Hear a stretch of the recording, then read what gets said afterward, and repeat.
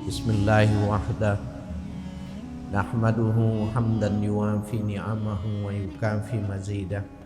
Subhanalladzi 'allamal insana hatta 'allamahu wa wahada. Allah wa nusalli wa nusallimu ala nabina Muhammadin sallallahu alaihi wasallam zil haudi wasyafa'ah wa ala alihi wa sahbihi nujumil bahirah. Amma ba'du fa inna mathala ma ba'athallahu nabiyahu kamathali ghaisin asaba ardan wasi'ah wa minha ta'ifatun tayyibatun qabilatil ma'a fa'ambatatil kal'a wal usba katsirah. La haula wa la quwwata illa billah. Wa bis sanadil muttasili ila muallifi sahibil kitab asy-syaikh imam Abil Lais Nasr bin Muhammad As-Samarqandi zil karamah. Nafanallahu bihi wa bi ulumihi wa barakatihi fid dini wa dunya wal akhirah wa alihi wa masyayikhihi wa masyayikhina wa usulina wa li futuhil ilmi wal hikmah. Annallaha yataghashahum birrahmati wal maghfirah wa yaj'aluna minal ladzina yastami'unal qawla fayattabi'una ahsanah wa ya'malunal khairati fahtasabah wa ila hadratin nabi Muhammadin sallallahu alaihi wa alihi wa sallama al-Fatihah. A'udzu billahi minasy syaithanir rajim. Bismillahirrahmanirrahim. Alhamdulillahi rabbil alamin. Ar-Rahmanir Rahim. Maliki yaumiddin. Iyyaka na'budu wa iyyaka nasta'in. Ihdinas siratal mustaqim.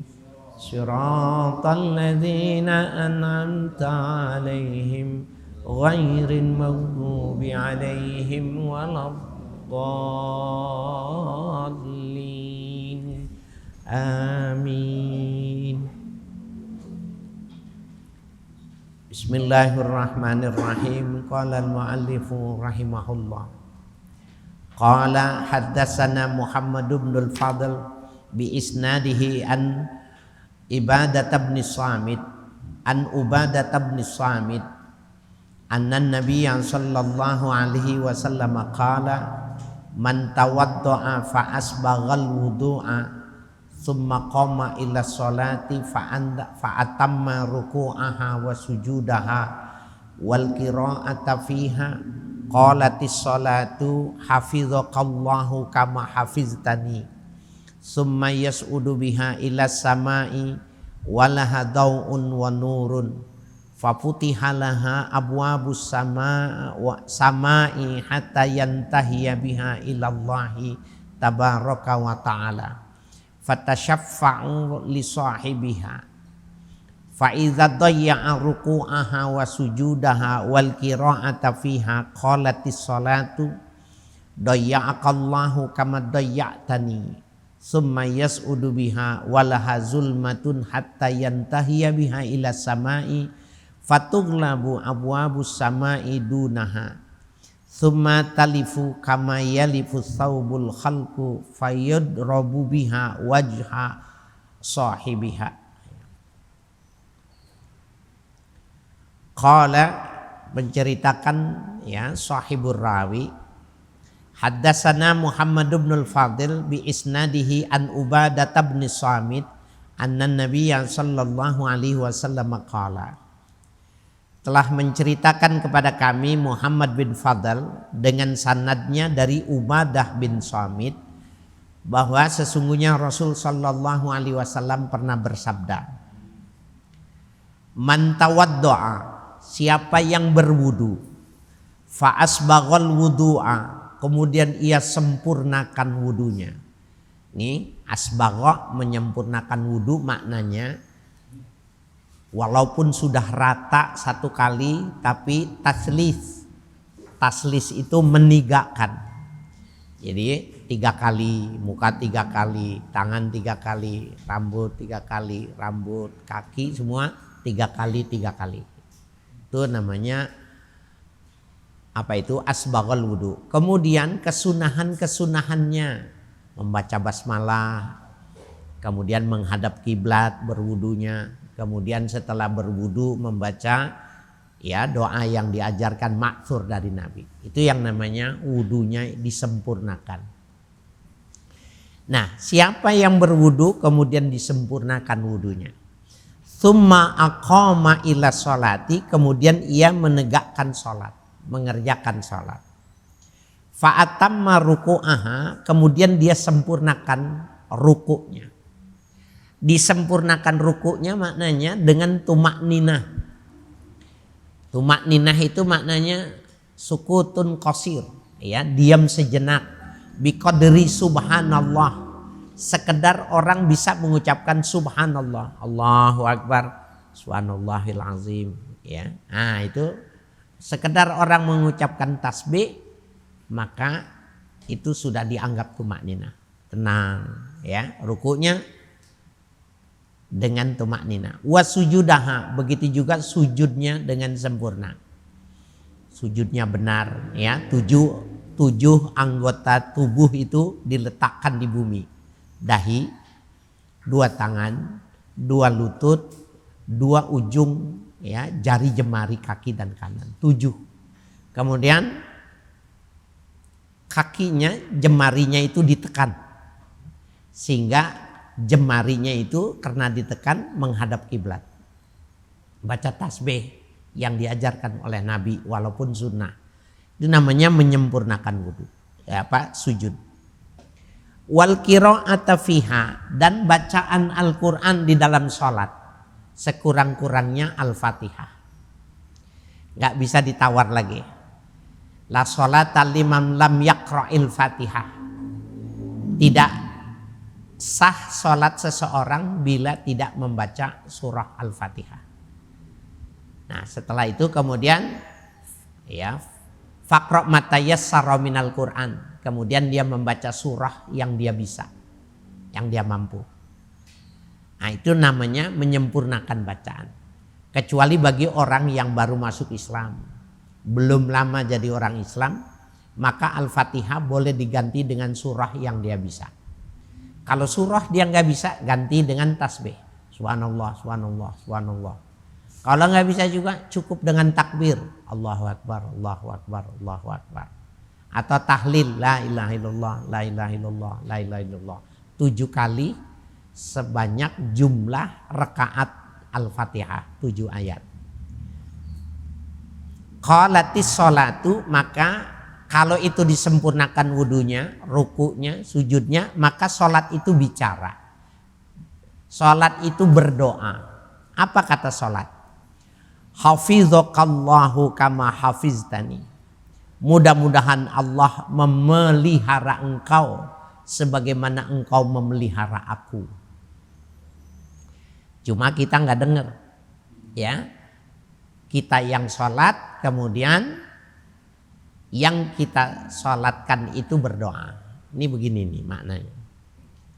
Ini nih meja, kursi, ini ada yang bikin, tukang kayu nih. Ketika dia jadi ini, udah selesai, sudah bagus, sudah diplas, sudah finishingnya, sudah bagus ini. Maka dia punya produk, dia punya hasil, hasilnya itu meja.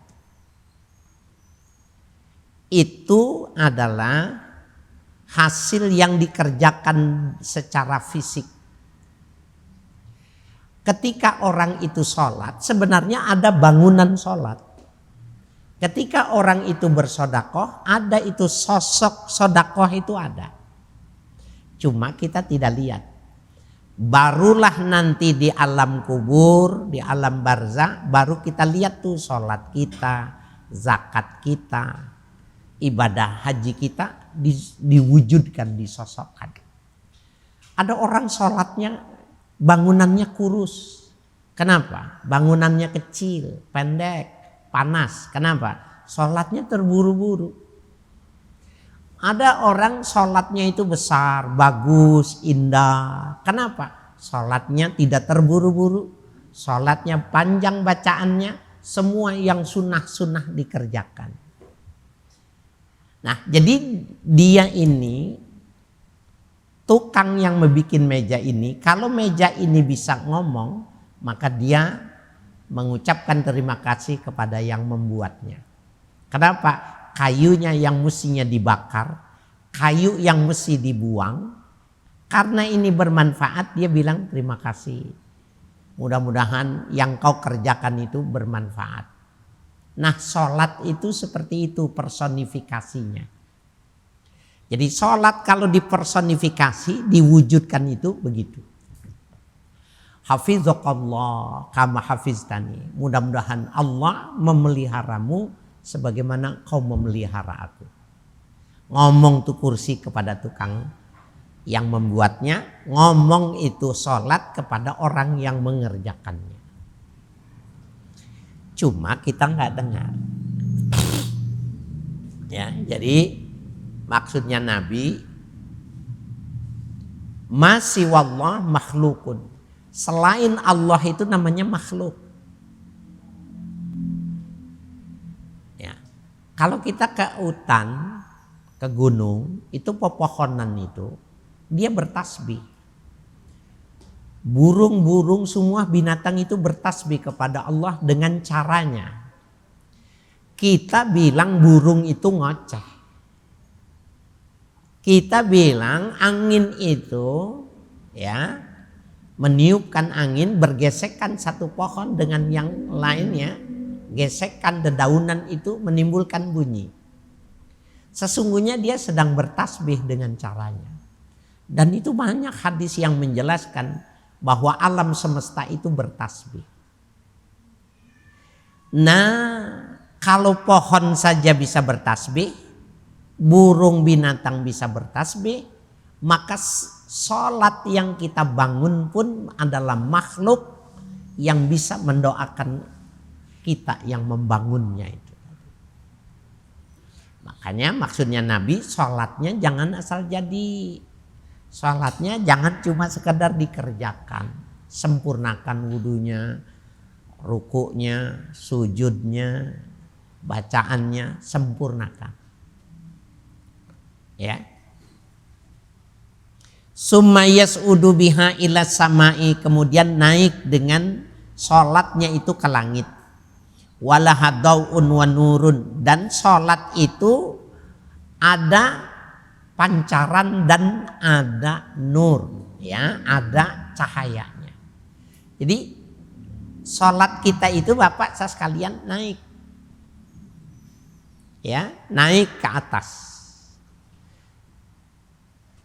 Ramadan, waktu terdengar azan maghrib, kita bilang Bismillahirrahmanirrahim. Waktu batal tuh masuk lewat kerongkongan, puasa itu keluar dari tubuh kita itu naik ke langit. Salat, assalamualaikum warahmatullahi, assalamualaikum warahmatullahi, yas'udu ilas sama, naik ke langit. Walahadau'un wa nurun, dan ibadah yang kita lakukan itu pamornya, nurnya itu naik kelihatan. Ya. Fafutiha laha abwabus samai, maka dibukakan untuk ibadah sholat kita itu pintu-pintu langit itu dibuka. Hatta yantahiya biha ilallahi tabaraka wa ta'ala, sehingga sholat kita itu sampai di hadapan Allah tabaraka wa ta'ala. Sampai store, udah menghadap dia, itu sholat atas nama Maulana namanya. Maka Allah mengatakan faktu fi illiyin, tulis di tempat yang tinggi itu. Malaikat yang punya tugas tuh, ya, ditempatkan sholat kita. Kalau sholatnya bagus, ya, semua ibadah tuh begitu. Nah sekarang kabarnya fatashfa'u li sahibiha, maka si sholat itu memintakan syafaat. Syafaat itu pertolongan. Sholat itu memintakan syafaat, memintakan pertolongan kepada Allah untuk orang yang melakukan sholat itu. Didoain, ya. supaya kita selamat dunia, selamat di akhirat. Sholat yang kita kerjakan, dia yang mendoakan kita. Fa idza dayya'a ruku'aha wa sujudaha wal qira'ata fiha. Apabila seseorang itu menyia-nyiakan rukuknya, artinya rukunya terburu-buru, rukunya tidak tumaknina, tidak membaca tasbih. Sujudnya wal qira'ata fiha, bacaan Fatihahnya, bacaan surahnya cuma sekedar dibaca, tidak tajwidnya tidak bagus, tidak tartil membacanya. Bagaimana? Qalatis shalah, maka salat itu mengatakan dayyaqallahu kama dayyaqtani. Mudah-mudahan Allah sia-siakan dirimu sebagaimana kau menyia-nyiakan aku. Disumpahin kita sama sholat kita. Ya, jangankan Allah, sholatnya aja nggak suka gitu. Kira-kira ini kalau orang bikin meja tadi tuh, dirinya tidak rata, serutannya tidak mulus, tidak bagus, pakunya masih nonjol, tajam, ya. Finishingnya itu, fliturnya tidak rata. Kalau dia bisa ngomong, maka dia juga akan mengatakan yang sama. Kau ciptakan aku main-main. Mudah-mudahan Allah juga main-main, tidak serius memberikan kebaikan kepadamu.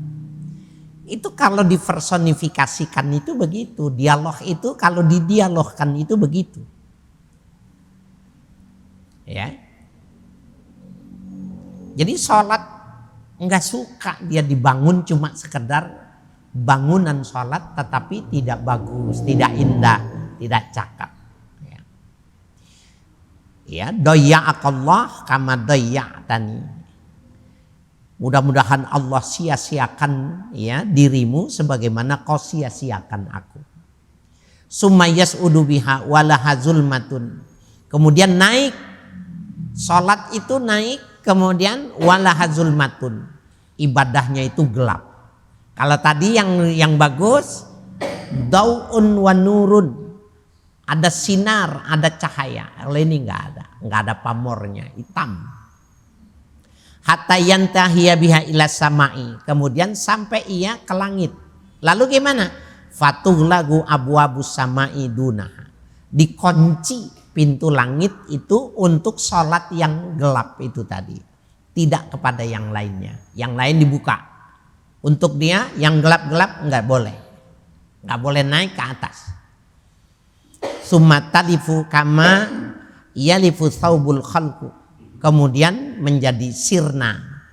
Kalau sebagaimana sirnanya pakaian yang sudah usang.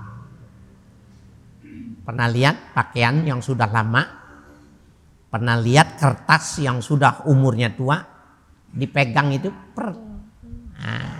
hancur dia. Nah, sholat yang hitam tadi itu lama-lama lapuk, lama-lama mengering, lama-lama ya sirna. Karena dia tidak diterima ya di langit itu tadi. Fayudrabu biha wajha sahibiha.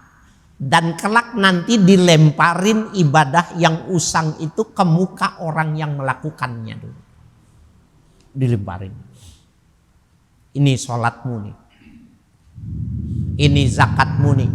Ini puasamu nih. Na'udzubillahi min dzalik. Begitulah ya digambarkan ibadah yang sempurna dengan ibadah yang tidak sempurna. Nah, jadi jangan menganggap sholat itu ritual begitu saja, tapi dia makhluk yang kita membangunnya. Seperti orang yang membangun meja, membangun masjid. Orang bikin masjid ini kenapa masjid tidak sama? Anggarannya beda, luas tanahnya beda, insinyurnya beda, ya estetika yang ada di gambar itu yang berbeda. Masjid sehingga tidak sama. Sholat itu seperti itu, Ada yang besar, bagus, ornamennya luar biasa. Dari jauh orang sudah terkagum-kagum lihat sholatnya itu. Ada yang kecil, cuma sekedar masjid tapi tidak diurus, kamar mandinya bau dan sebagainya. Ibadah sholat seperti itu. Ya, jadi bangun yang bagus. Nah, kalau kita punya kesadaran, mindsetnya dibentuk sedemikian rupa itu, maka waktu mau sholat, dari mulai berangkat dari rumah dia udah siap. Wudunya yang benar, ya sempurna, yang sunnah-sunnah dikerjakan. Waktu sholat yang benar, ya. Nah, ini mudah-mudahan kita masih di dalam masjid, ya, kita bisa mengamalkan hadis ini. Amin ya rabbal alamin. Wanil Hasani anna Nabiyya sallallahu alaihi wasallam qala. Hadis diriwayatkan dari Al Hasan, sesungguhnya Nabi sallallahu alaihi wasallam pernah bersabda, ala ukhbirukum bi aswa'in nasi sariqatan. Qalu wa man huwa ya Rasulullah? Alladzi yashraku min salatihi. Qalu wa kaifa yashraku min salatihi? Qala la yatimmu ruku'aha wala sujudaha. Kata Nabi, ala ukhbirukum bi aswa'in nasi sariqatan. Maukah ku beritahukan kepada kalian seburuk-buruk manusia dalam melakukan pencurian? Kamu tahu enggak sejelek-jeleknya pencuri di antara manusia itu? Qalu wa man huwa ya Rasulullah. Kemudian para sahabat bertanya, siapa ya dia wahai Rasulullah sallallahu alaihi wasallam? Qala alladzi yasraqu min salatihi. Orang yang mencuri salatnya. Salatnya itu enggak utuh. Orang yang mencuri salatnya. Qalu wa kaifa yasraqu min salatihi. Bagaimanakah cara mencuri salatnya dia? Qala, Nabi menjawab, la yutimmu ruku'aha wala sujudaha. Orang yang tidak menyempurnakan rukuknya dan sujudnya. Maknanya apa? Terburu-buru. Nah, ini disebutnya ruku sama sujud. Ini namanya min a'zamid shalah. Sama juga Nabi mengatakan al-hajju arafah. Haji itu adalah wukuf di Arafah. Padahal kan ada tawaf, ada sa'i, ya, ada tahallul, ada ikhram. Nah, al-hajju arafah maknanya al-arafah mu'zamul arkan. Arafah itu maknanya rukun yang paling besar. Jadi yang lain kalau tidak dikerjakan boleh diganti, tapi kalau tidak ke Arafah enggak bisa diganti, batal. Nah, begitu juga sholat.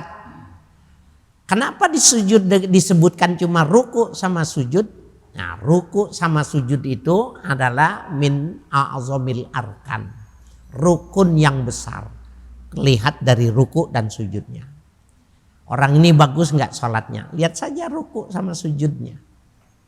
Karena kalau diri itu tidak terlihat dari ya berapa panjang dia melakukannya. Tapi kalau waktu dia ruku, di sujud kelihatan. Ada orang ruku, sujud cepat sekali. Nah, taraweh 21 rakaat 7 menit mamanya. Kita nggak usah ikut-ikutan. Orang lain yang melakukan bisa jadi kalau menurut saya. Itu kan di pesantren. Di situ ada kiainya. Bisa jadi kiainya mengajarkan ya taklik ya, artinya taklid kepada imam ya yang mengatakan tidak wajib orang untuk melakukan tumak ninah. Sehingga Allahu Akbar, Allahu Akbar, Allahu Akbar, Allahu Akbar, 7 menit. Kalau kita baca hadis ini, maka nggak mungkin bisa. 7 menit itu paling 2 rakaat. Dua taraweh, jadi 4 rakaat. Itu mungkin gitu. Tapi kalau 2+1 nggak mungkin. Nah, kemudian bacaannya gimana? Nah, kita yakini yang dilakukan itu bukan dalam perspektif mazhab Syafi'i. Boleh nggak? Boleh-boleh saja secara keilmuan, boleh-boleh saja kita taklid kepada mazhab lain, boleh-boleh saja. Asal ngerti ya caranya itu. Kan di Indonesia ini beda ya. Kita itu anjing itu najis mughallazah. Imam Malik mengatakan anjing itu suci. Liurnya juga suci. Perintah membasuh 7 kali campur dengan tanah itu menurut Imam Syafi'i itu ya, mazhab Syafi'i itu dianggapnya aghlabu min ghairi. Hukumnya lebih keras. Sehingga disebutnya najis mughallazah. Najis besar. Imam Malik mengatakan perintah 7 kali membasuh dengan 1 dicampur dengan tanah itu adalah amrun ta'abbudi. Perintah yang memang harus dilakukan, ditunduk ya, menundukkan diri kita dengan perintah itu. Nggak usah ditanya seperti ta'abudinya, kenapa maghrib 3, kenapa subuh 2, kenapa zuhur 4. Nggak usah ditanya. Nah sekarang ada orang mau berangkat sholat Jumat, ya gendong-gendong anjing, diciumin, dijilat-jilatin mukanya sama anjingnya, dilepas. Kemudian jadi khatib, jadi imam. Ente mau nggak? Susah, karena pandangan mazhab kita tidak sama. Gila nih orang, habis dijilatin anjing jadi khatib, nggak dicuci lagi. Kalau kita mengerti bahwa ini terjadi perbedaan mazhab, ya nggak ada masalah. Kita sholat di Mekah, haji nih, yang haji, ya, yang umroh, dia mazhabnya bukan mazhab Syafi'i, nggak baca basmalah. Menurut kita nggak sah baca Fatihahnya. Kenapa kita tetap mengatakan itu sah? Padahal mazhabnya tidak sama. Karena kita sudah dibekali intelektual, sudah dibekali pemahaman tentang perbedaan mazhab itu. Enggak ribut, silakan aja. Kita ikut-ikut aja. Padahal menurut kita enggak sah. Nah, begitu juga anjing.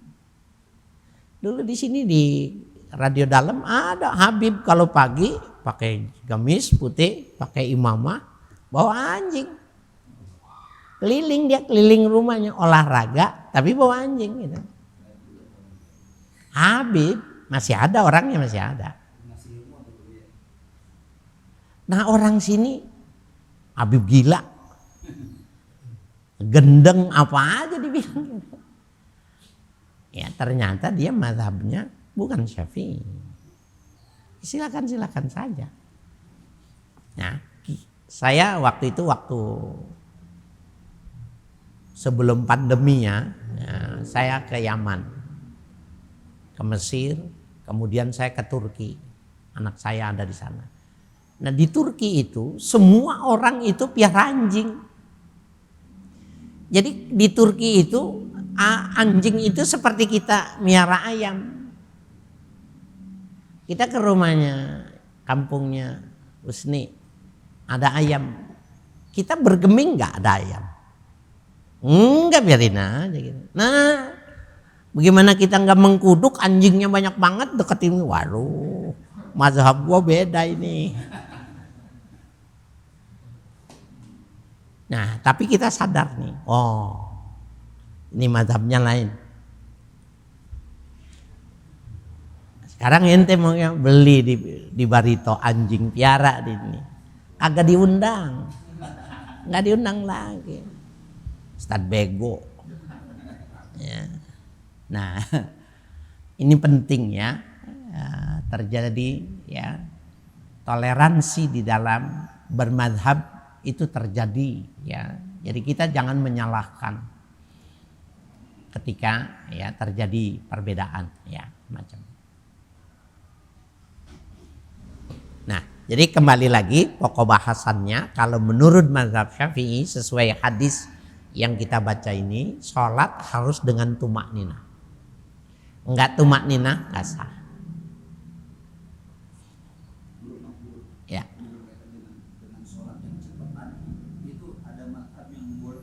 Ada Imam Malik, Imam Abu Hanifah mengatakan bahwa tumak nina laisa minal arkanis sholat. Ya, bukan rukun. Saya pertama belajar hadis, bahwa Bapak perlu tahu juga ya, ngaji sama saya ini belajarnya dari mana. Saya belajar hadis itu sama Syekhul Hadis, Syekh Muhammad Muhajirin Amsar ya Bekasi, gurunya ya Abah Kiai Kamal. Saya ngaji juga sama beliau. Jadi saya ngaji sama Kiai Kamal, tapi saya ngaji juga kepada gurunya beliau lama. Dan saya punya kedekatan tersendiri dengan beliau karena Syekh Muhajirin itu satu angkatan dengan kakek saya. Jadi dia senang ngajarin saya karena dia sahabat dari kakek saya, Syekh Muhajirin. Syekh Muhajirin ini murid dari Syekh Muhammad Yasin bin Isa Al-Fadani Al-Makki. Itu saya belajar sama beliau. Saya belajar juga kepada Profesor Ali Yaqub. Saya belajar juga kepada Profesor Dr. Maghfur Usman. Ini 3 guru ini khusus belajar hadis. Ya, khusus belajar hadis, bukan belajar yang lainnya. Sehingga sanad hadis saya ini dari 3 jalur. Dan terakhir saya belajar kepada Syekh Abdul Hamid Abdul Halim Ad-Dari di Prapanca ini. Nah, ini juga sama jalurnya ke Syekh Muhammad Yasin Al-Fadani Al-Makki. Fadani itu Padang. Orang Padang, keturunan Padang yang besar di Mekah dan jadi ulama besar di Mekah. Sehingga Al-Fadani Al-Makki. Ya, keturunan Padang dan ya besar di Mekah. Ulama dunia, dia musnidud dunia. Syekh yang mampu menyambungkan jalur-jalur hadis seluruh Indonesia itu mampu dihaluskan. Ulama besar. Kalau ulama hadis tidak kenal Syekh Muhammad Yasin bin Isa Al-Fadani Al-Makki, dia nggak kenal, bermasalah dengan keilmuannya. Bukan di Indonesia, di seluruh dunia bermasalah dia kalau dia tidak kenal. Pada periodisasi kita ya, bukan yang dulu-dulu. Ya. Nah, jadi betapa pentingnya kita memahami ya hadis ini. Wa an Salman Al-Farisi radhiyallahu taala anhu qala. Diriwayatkan perkataan ini dari Salman Al-Farisi radhiyallahu taala anhu. Jadi Salman Al-Farisi ini sahabat Nabi. Farisi itu Faris, Persia maksudnya, bukan Faris Eropa itu ya. Jadi yang dimaksud Al-Faris ini maknanya Persia. Sekarang itu Iran ya. Ini orang ahli strategi perang. Kalau sekarang itu disebutnya pangkostrat kira-kira Salman Al-Farisi. Orang strategi perang, mampu ya. Nah, kata beliau apa? As-sholatu mikyal. Sholat itu timbangan, seperti timbangan. Faman wafa mikyalahu wafalahu. Barang siapa yang menyempurnakan timbangannya, ya wafalahu, maka sempurna juga pahala dan keutamaan bagi orang yang sholat. Waman toffafa, ya barang siapa yang mengurangi ya, mengurangi artinya tidak sempurna. Faqad alimtum maqalallahu ta'ala fil mutaffifin. Sungguh kalian sudah mengerti tentang firman Allah Ta'ala, wailul lil mutaffifin, celaka bagi orang yang suka mengurangi timbangannya. Lah itu kan ngomong pedagang, itu kan ngomongnya timbangan petingan pedagang. Sholat itu seperti itu kata dia. Kalau timbangannya bagus, timbangannya sempurna, maka Allah sempurnakan juga balasan. Kalau suka ngentit, tidak disempurnakan timbangannya, bawahnya dipatri sehingga sekian on sudah terambil, maka Allah juga akan memperlakukan seperti itu. Ya. Nauzubillahi min dzalik.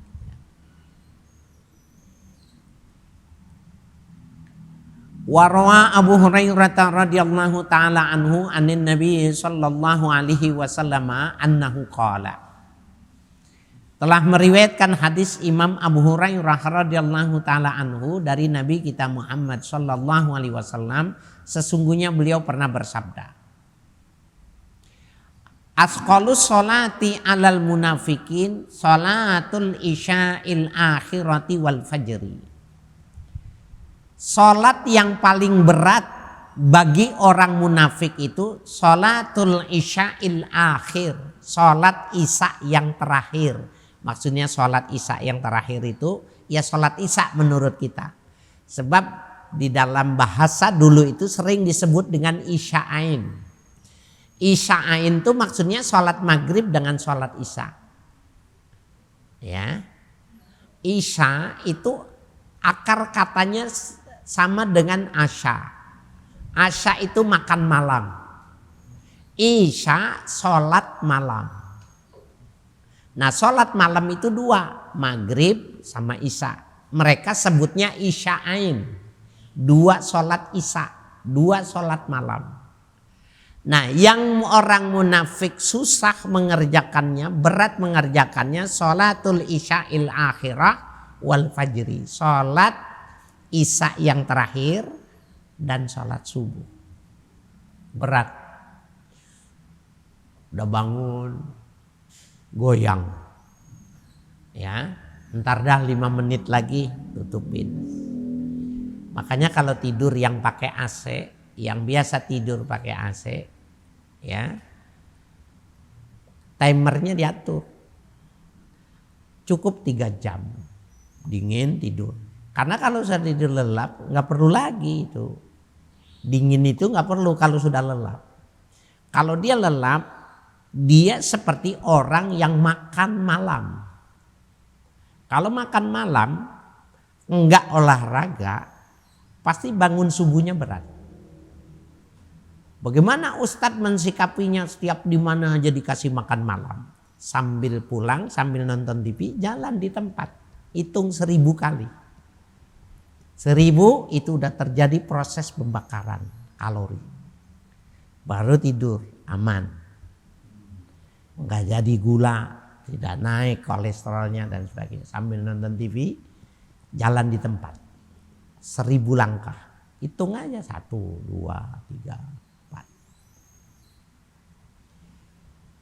Nah, orang yang bangun sholat isya juga begitu, berat. Sholat subuh berat. Apalagi pulang 11, 12, nggak langsung tidur, tegang, perut kenyang. Mau nggak mau, jam 3 harus udah bangun karena jam 4, setengah 5 harus sudah di tempat yang lain. Gimana itu? Gak apa-apa. Yang penting jangan dipakai tidur. Gerak. Basah, hilangin sejenak, tidur. Hidupin timernya 3 jam. Selesai 3 jam mati dia. Subuhnya bisa bangun. Tapi kalau ini dikencengin, narik lagi gitu lah. Nah, rahasianya gitu. Dan jangan terlalu dingin. Orang kan repot ya, coba dah. Ada yang 15 sekarang, 15, 16, itu udah dingin bener. Padahal walaupun fasilitasnya seperti itu cukup 25, 26, nggak terlalu dingin. Ini pikir ini, ininya didinginin 16, 15, selimutnya semakin tebal, ininya semakin dingin. Mendingan ininya yang dikurangin, nggak usah pakai selimut. Kepikir nggak? Dingin bener, tapi semakin tebal, ditambahin ini, tambahin lagi. Setan tuh nipunya gampang bener ya. Semakin dingin, selimutnya semakin tebal. Ya mendingan jangan terlalu dingin, nggak usah pakai selimut, seger. Subuhnya susah, berat benar. Apalagi kalau musim dingin gini, aduh, sholat jamaah ke masjid, sama dikasih duit 2 juta, mauan 2 juta, ya, daripada sholat subuh berjamaah. Ya. Nah, jadi asqalus sholati alal munafikin sholatul isya'il akhirati wal fajri. Yang paling berat sholat bagi orang munafik itu sholat isya dan sholat subuh. Fajar itu sholat subuh. Walau ya'lamuna ma fihi ma minal ajri. Seandainya mereka itu tahu apa yang ada di dalam kedua sholat itu pahalanya, latawahhahuma ya.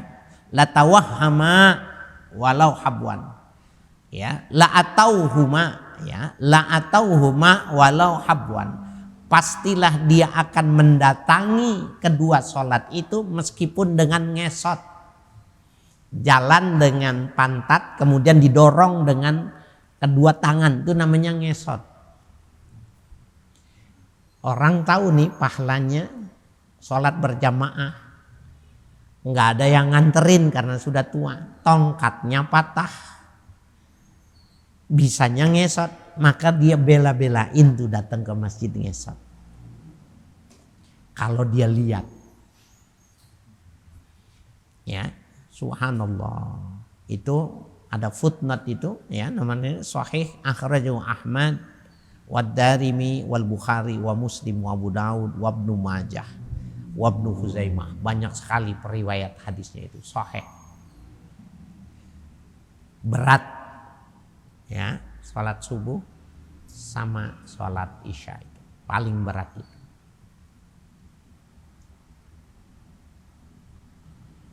Wa an Buraidata al-Aslami anna Nabi sallallahu alaihi wasallam annahu qala. Hadis diriwayatkan dari Buraidah al-Aslami radhiyallahu anhu dari Nabi kita Muhammad sallallahu alaihi wasallam, beliau bersabda, Bishrul masyaina fi zulmil ilal masajid bin nuri tam yaumal qiyamah. Ya.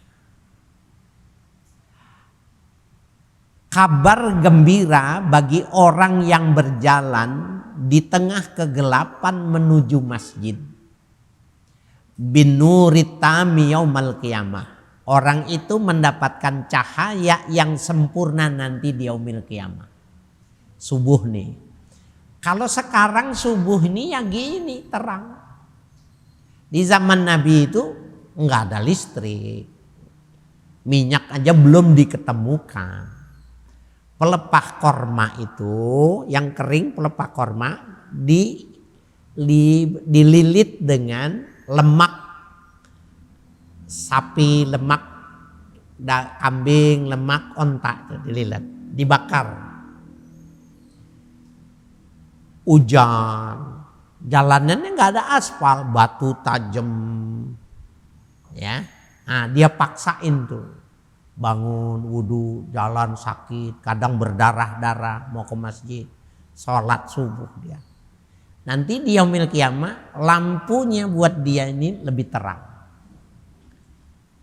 Yang kakinya berdarah, yang susah menuju masjid itu, lampunya terang. Lah kalau kita nggak ada alasan lagi, emang udah terang jalanannya, nggak ada lagi kesandung. Ada nggak orang ke masjid kesandung berdarah-darah? Nggak ada. Nggak ada beling, nggak ada paku. Nah, jadi nggak ada alasan ketika kita tidak mau datang ke masjid. Jadi semakin susah, semakin bagus nantinya. Makanya nih ada rahasianya nih yang muda-muda. Mau dapat ilmu, mau belajar ilmu, mau bisa baca kitab klasik, mau bisa bahasa Arab. Susah. Ngajinya yang susah. Jangan naik motor. Jangan naik sepeda, jalan kaki. Nyampe tempat keringetan, kipah, basah semua. Disuruh ngaji. Malah orang dulu kalau mau ngaji, ya mualim cerita, mau belajar ilmu alat nih. Ente mau belajar ilmu alat ya? Serius? Iya serius. Tiap hari ya? Iya. Ya ente kesini jam 2 sampai jam 4. Jam 2 sampai jam 4. Tiap hari. Kalau ente dikasih waktu jam segitu jadi ngaji nggak? Orang ya berat tiap hari. 2 bulan 3 bulan ya udah besok ngajinya habis maghrib ya. Bah, kalau kata kita rumah udah gua jual murah, disuruhnya habis maghrib. Hujan nggak datang, nggak boleh. Hujan kudu datang. Baru nyampe di depan kan dulu jarok dari bambu tuh. Assalamualaikum. Disambit sama gurunya. Pulang. Hujan tahu. Pulang. Jangan marah. Pedih, sakit. Pinter. Sekarang disentil sama gurunya dilaporin ke ponten. Dituntut. Jadi beda nih perspektifnya. Al ilmu bita'alum, al ilmu bil masyaqqah. Berapa susahnya mencari sebesar itu. Semakin susah semakin besar. Semakin susah semakin besar. Jadi jangan heran ada orang yang 10 tahun mengaji, yang ini 3 tahun mengaji, ini lebih alim. Susahnya setengah mati dia. Yang ini fasilitasnya penuh. Ya. Nah, dalam sholat seperti itu. Ya, berapa susahnya.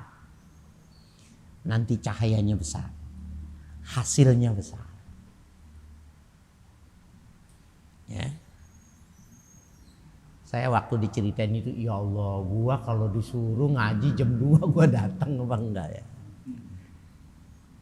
Yang menentukan semangatnya. Kalau seng meleot. Tapi kalau dia baca, dia enggak meleot.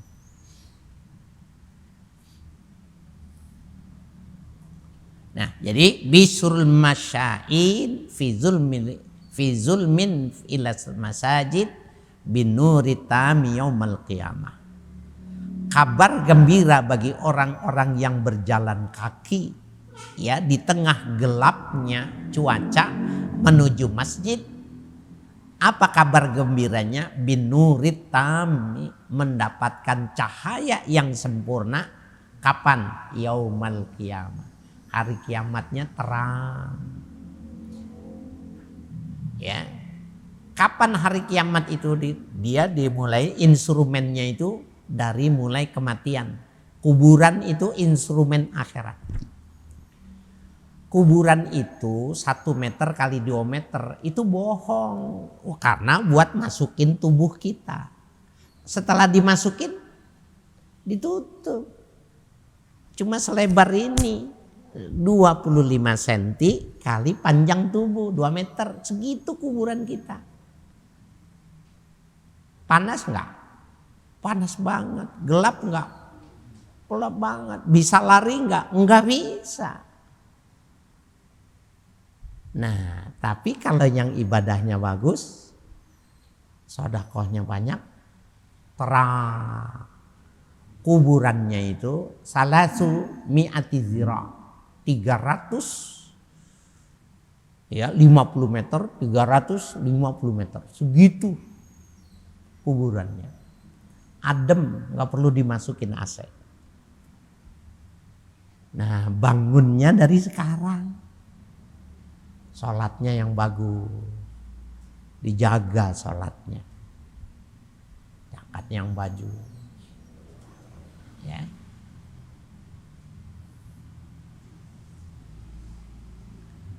Wa Nabi Hurairah radhiyallahu anhu ta'ala anhu anna Nabiyya sallallahu alaihi wasallam qala. Hadis diriwayatkan dari sahabat Abu Hurairah radhiyallahu anhu, sesungguhnya Nabi sallallahu alaihi wasallam pernah bersabda, laqad hamamtu an amura bis salati. Sungguh aku pengen betul, kata Nabi, memerintahkan orang untuk sholat. Ayo sholat, sholat, sholat.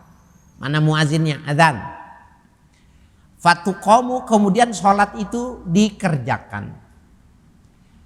Summa akhruju bifutyan, kemudian aku keluar dengan beberapa anak muda, ya, ma'ahum hazmun minal hatab, dan mereka bawa ikatan-ikatan kayu yang sudah kering di bawah. Fa ahraqa ala qaumin diyarahum yasma'unan nida tsumma la ya'tuna shalah. Kemudian aku bakar rumah-rumah yang mereka mendengar azan tapi tidak datang ke masjid, sholatnya di rumah. Aku bakar rumahnya. Ini yang ngomong Nabi ini. Hadis ini sahih. Sehingga Imam Malik mengatakan tidak sah sholat sendirian. Sholat baru sah berjamaah dan di masjid. Baru sah. Nah, orang-orang salafi itu yang berjenggot, yang nangtung, dia keras tuh. Enggak sah sholat di rumah, harus di masjid. Harus berjamaah. Ya, jamaah tabligh sama tuh. Sholat itu wajib berjamaah di masjid. Nah, ini perbedaan pendapat. Karena Nabi bilang, aku pengen sekali ketika waktu sholat datang, ku perintahkan azan, kemudian ku perintahkan satu orang mengimami, aku keluar dengan beberapa anak muda membawa kayu bakar. Mana yang sampai azan itu terdengar, sholatnya di rumah, bakar. Bakar rumahnya, bakar. Ini maknanya betapa Nabi mengajarkan pentingnya, selamatnya orang yang sholat berjamaah. Selamat sudah kalau sholat berjamaah. Nggak usah jelek, bagus, nggak usah. Pokoknya aman kalau sholat berjamaah. Diterima semua. Tapi Imam Malik bukan. Wah, ini serius. Berarti nggak sah kalau tidak berjamaah. Itu perbedaan pendapat. Ya, kalau Imam Syafi'i, imam kita, sholat berjamaah di masjid itu fardu kifayah. Subuh ada muazin satu merangkap jadi imam, kemudian ada makmum satu, 2 orang, selamat sekampung. Tapi kalau di muazin azan sendiri, qomat sendiri, sholat sendiri, dosa semua sekampung. Dia nggak dosa nih yang sendiri, karena dia sudah mengerjakannya. Ini dari mana perbedaan pendapat? Hadisnya bunyinya seperti ini. Nah, kita walaupun mazhab kita tidak fardu ain, fardu kifayah, jangan ngandelin sholat, ya. Makanya ulama-ulama itu ngikat majelis taklim itu habis sholat, habis subuh, habis zuhur, habis asar, rohah. Biasanya kalau asar disebutnya rohah, habis maghrib, habis isya. Tujuannya supaya sholatnya berjamaah terus, diakalin. Ya, supaya sholatnya berjamaah. Wa ruya an Ubadah bin Samit radhiyallahu taala anhu wallahu a'lam.